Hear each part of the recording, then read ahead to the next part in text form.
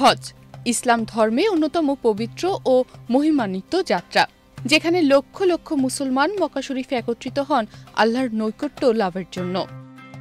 এই পবিত্র সফর একদিকে ধর্মীয় আধ্যাত্মিকতা, অন্যদিকে মানবতার নানান রূপের সাক্ষী হয়।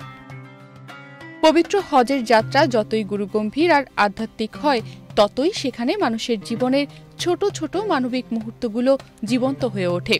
2025 সালের হজের সময় মালয়েশিয়ার এক বৃদ্ধ হজযাত্রী এমন এক মুহূর্ত তৈরি করলেন, যা মুহূর্তেই সোশ্যাল মিডিয়ায় ভাইরাল হয়ে গিয়েছে।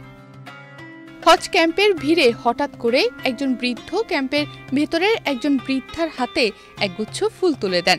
আরব নিউজ থেকে জানা যায়, তারা সম্পর্কে স্বামী স্ত্রী।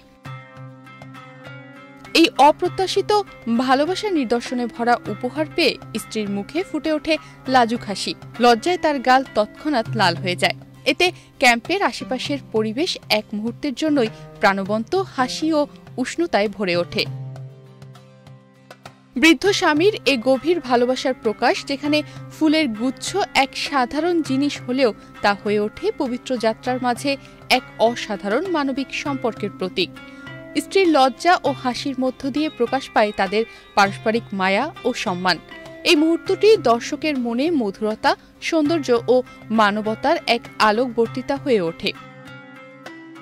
যারা এই ভিডিওটি দেখেছেন, তারা শুধু ধর্মীয় আধ্যাত্মিকতাই নয়, বরং মানুষের অন্তরের স্নেহ ও ভালোবাসার গুরুত্ব উপলব্ধি করেছেন।